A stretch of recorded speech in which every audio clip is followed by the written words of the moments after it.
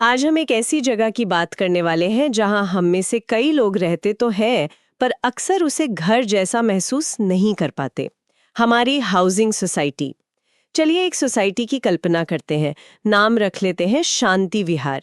नाम में तो शांति है, लेकिन असलियत में वहां पार्किंग को लेकर रोज महाभारत होती है, व्हाट्सएप ग्रुप पर जंग छिड़ी रहती है और कमिटी के चुनाव किसी नेशनल इलेक्शन से कम नहीं होते। ये शांति विहार की कहानी हम में से कई लोगों की कहानी है।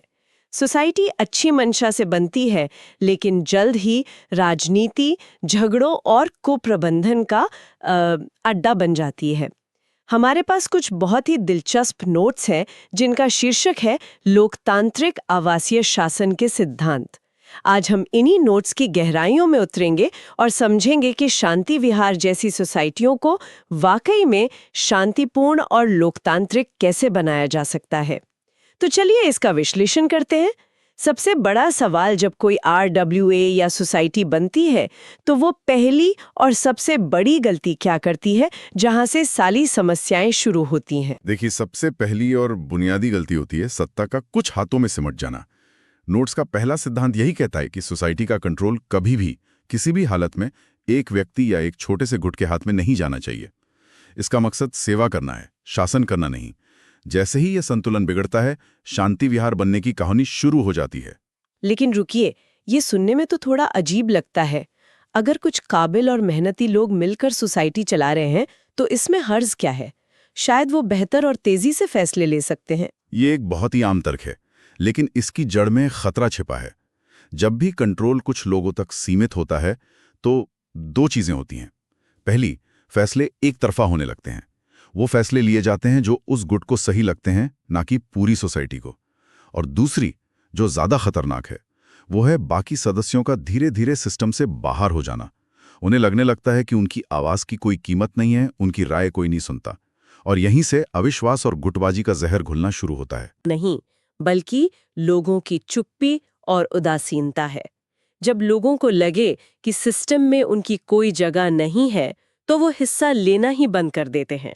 तो फिर इस सत्ता के केंद्रीकरण का, इस परमानेंट कब्जे का इलाज क्या है? इसका एक ही और सबसे कारगर इलाज है रोटेशन सिस्टम। ये शब्द सुनने में भारी लग सकता है, पर इसका मतलब बहुत सीधा है।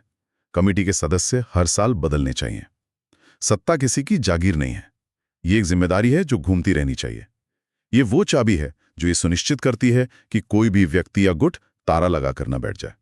ये विचार तो क्रांतिकारी है, लेकिन क्या ये असल में काम करता है? मैंने कई सोसाइटियों में देखा है कि लोग जिम्मेदारी लेने से ही कतराते हैं। कोई आगे ही नहीं आना चाहता। ऐसे में हर साल नए लोग कहाँ से लाएंगे? बिल्कुल, यह एक बहुत ही व्यवहारिक समस्या है। इसका समाधान ये नहीं है कि आप पूरी की पूरी कमेटी को एक साथ बदल दें। नोट्स में एक बहुत अच्छा तरीका सुझाया गया है। आप हर साल कमेटी के कुछ सदस्यों को बदले, मान लीजिए आधे सदस्यों को। और यह प्रक्रिया एक चक्र में चलनी चाहिए, जिसका लक्ष्य हो कि एक तय समय में हर परिवार के कम से कम एक सदस्य को कमेटी में सेवा करने का मौका जरूर मिले। अच्छा। जब लोगों को पता होता है कि उनकी बारी आएगी और यह एक अस्थायी जिम्मेदारी है, तो हिचकिचाहट कम हो जाती है। इससे अनुभव भी बना रहता है और नए विचार भी आते रहते हैं। अच्छा, तो ये एक तरह से रिले रेस जैसा है।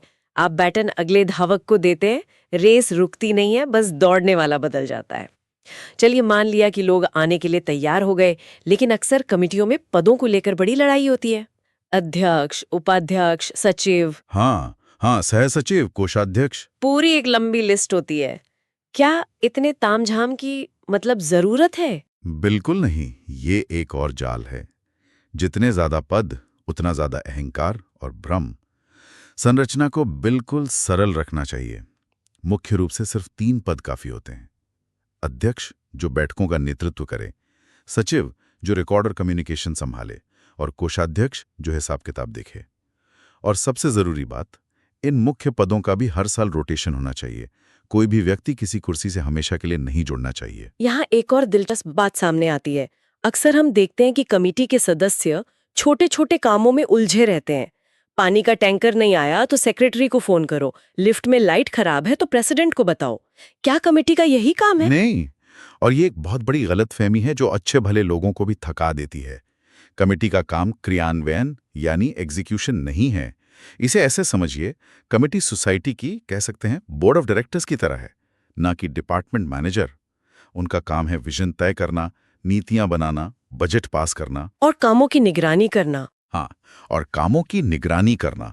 जमीनी स्तर पर काम करने के लिए जैसे प्लम्बर बुलाना या सिक्योरिटी गार्ड की शिफ्ट तय करना, उसके लिए सोसाइटी को जरूरत के हिसाब से स्टाफ या सर्विस प्रोवाइडर रखने चाहिए। जब कमेटी के सदस्य हर छोटे काम में उलझेंगे तो वो बड़े और जरूरी फैसले कभी नहीं ले पाएंगे। ठीक है, तो हमने एक रोटेटिंग कमेटी बना ली जो सिर्फ नीति निर्माण पर ध्यान दे रही है, लेकिन क्या इतना काफी है?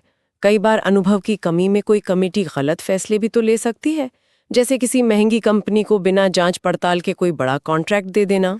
आपने बिल्कुल सही नब्ज पकड़ी है। यहीं पर नोट्स में दिए गए एक और बेहतरीन सिद्धांत की जरूरत पड़ती है, सलाहकार बोर्ड यानी एडवाइजरी बोर्ड का गठन। ये एक ऐसा समूह होना चाहिए जिसमें सोसाइटी के ही लगभग 20% ऐसे अनुभवी और समझदार सदस्य हों जिनके पास कोई विशेष योग्यता हो। ये सलाहकार बोर्ड कमेटी से अलग कैसे है? कहीं ये एक और पावर सेंटर तो नहीं बन जाएगा?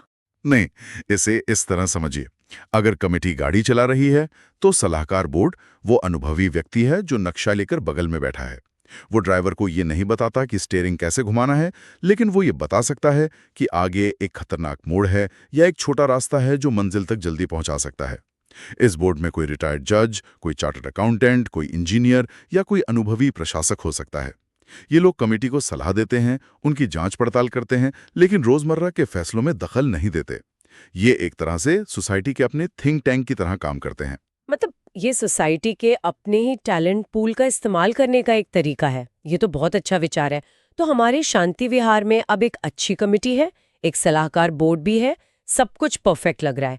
लेकिन असल जिंदगी में तो लोग आपस में लड़ते भी हैं। किसी ने किसी की पार्किंग में गाड़ी लगा दी या किसी के घर से देर रात तक शोर आ रहा है। तब ये सारी अच्छी व्यवस्थाएं कैसे काम आती हैं? बिल्कुल, जहां इंसान होंगे वहां मतभेद होंगे ही। और अगर इन छोटे छोटे मतभेदों को सही तरीके से ना संभाला जाए तो ये बड़े झगड़ों में बदल जाते हैं। इसीलिए एक आंतरिक विवाद समाधान समिति यानी डिस्प्यूट ग्रीवेंस कमेटी का होना अनिवार्य है। ये एक तरह से सोसाइटी की अपनी छोटी सी अदालत होती है। लेकिन क्या ये काम नहीं बढ़ाएगा? लोग सीधे पुलिस या कोर्ट क्यों नहीं जा सकते? जा सकते हैं, लेकिन सोचिए, पार्किंग जैसे छोटे से विवाद के लिए कोर्ट कचहरी के चक्कर लगाना कितना समय, पैसा और मानसिक शांति बर्बाद करता है। ये समिति जो सोसाइटी के उपनियमों यानी बायलॉज के अनुसार काम करती है, दोनों पक्षों को एक साथ बैठाकर उनकी बात सुनकर एक निष्पक्ष और सौहार्दपूर्ण समाधान निकालने की कोशिश करती है। इसका मकसद सजा देना नहीं, सुलह कराना है। मुझे याद है, एक सोसाइटी में पानी के रिसाव को लेकर दो पड़ोसियों में ऐसा झगड़ा हुआ कि सालों तक बोलचाल बंद रही। मामला अगर ऐसी ही एक समिति के पास जाता तो शायद कुछ घंटों में ही सुलझ जाता। तो इसका फायदा सिर्फ समय और पैसा बचाना नहीं है, बल्कि समुदाय की भावना को जिंदा रखना भी है। जब छोटी मोटी बातें घर में ही सुलझ जाती हैं तो आपसी रिश्ते खराब नहीं होते।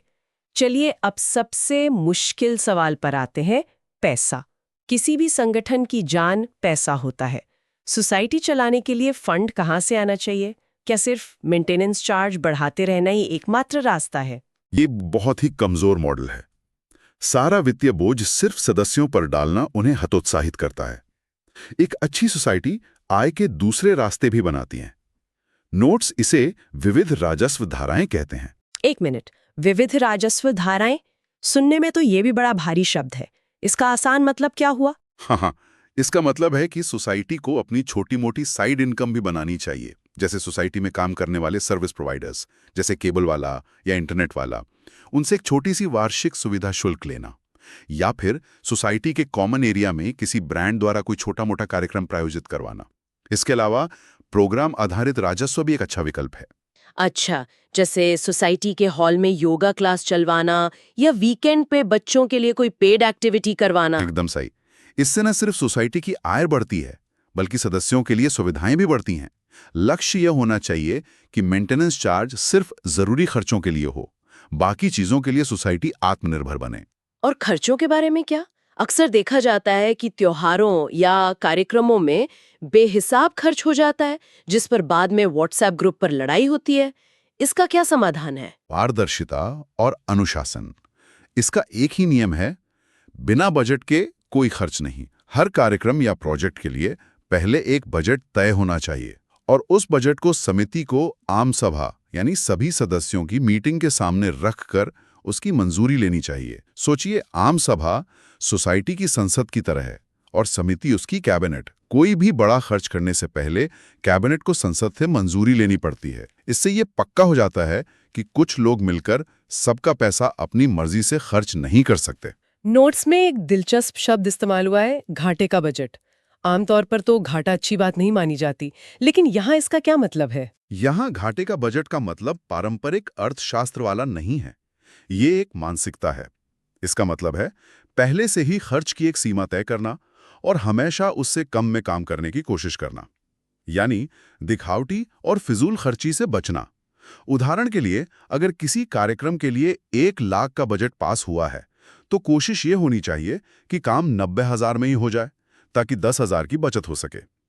ये एक तरह का वित्तीय अनुशासन है जो सोसाइटी को लंबे समय में आर्थिक रूप से मजबूत बनाता है। तो कुल मिलाकर अगर ये सारे सिद्धांत, रोटेशन, सलाहकार बोर्ड, बजट अनुशासन, अगर शांति विहार जैसी कोई सोसाइटी इन्हें लागू नहीं करती तो उसका भविष्य क्या है? अंतिम परिणाम क्या होता है? तो वही होता है जो हम अक्सर अपने आसपास देखते हैं। सोसाइटी राजनीति का अड्डा बन जाती है। 2-3 ग्रुप बन जाते हैं जो बस एक दूसरे की टांग खींचते रहते हैं। हर छोटी बात पर झगड़ा होता है और धीरे धीरे जो समझदार और अच्छे सदस्य हैं, जो वाकई में कुछ अच्छा करना चाहते हैं, वे इन सब से तंग आकर चुप हो जाते हैं। वे बैठकों में आना बंद कर देते हैं, अपनी राय देना बंद कर देते हैं और अंत में पूरी व्यवस्था ठप पड़ जाती है। सोसाइटी का जो मूल उद्देश्य था, एक समुदाय बनाना, वो खत्म हो जाता है। तो फिर इन सभी बातों के आधार पर एक आदर्श सोसाइटी की असली पहचान क्या है? उसे हम कैसे परिभाषित कर सकते हैं? देखिए, एक आदर्श सोसाइटी वो नहीं है जहां कोई समस्या नहीं होती। समस्याएं तो हर जगह होती हैं। एक आदर्श सोसाइटी वो है जहां समस्याओं को सुलझाने के लिए एक लोकतांत्रिक, पारदर्शी और निष्पक्ष व्यवस्था होती है। जहां नेतृत्व एक जिम्मेदारी समझी जाती है, जागीर नहीं। जहां हर सदस्य को लगता है कि उसकी आवाज की कीमत है। जहां सेवा की भावना स्थायी होती है, लेकिन सत्ता में बैठे लोग अस्थायी होते हैं। इस पूरी चर्चा से अगर किसी सदस्य को सिर्फ एक बात अपने साथ लेकर जानी हो तो वो क्या होगी? सबसे जरूरी सबक? सिर्फ एक बात याद रखनी है, सोसाइटी सत्ता के लिए नहीं, सेवा और सहभागिता के लिए होती है। जब आप कमेटी का हिस्सा बने तो सेवक बने, शासक नहीं। क्योंकि लोकतंत्र केवल तभी जिंदा रहता है जब सत्ता घूमती रहती है और हर किसी को मौका मिलता है। आज हमने एक आदर्श सोसाइटी के कैसे पर तो विस्तार से बात कर ली, उसके नियम, उसकी संरचना, उसका ढांचा। लेकिन एक सवाल सोचने के लिए रह जाता है कि क्यों ये सब इतना जरूरी है? सिर्फ एक सुचारू व्यवस्था से बढ़कर जब हम इन सिद्धांतों को नजरअंदाज करते हैं तो हम समुदाय और उस साझा अपनेपन की भावना का कितना बड़ा हिस्सा खो देते हैं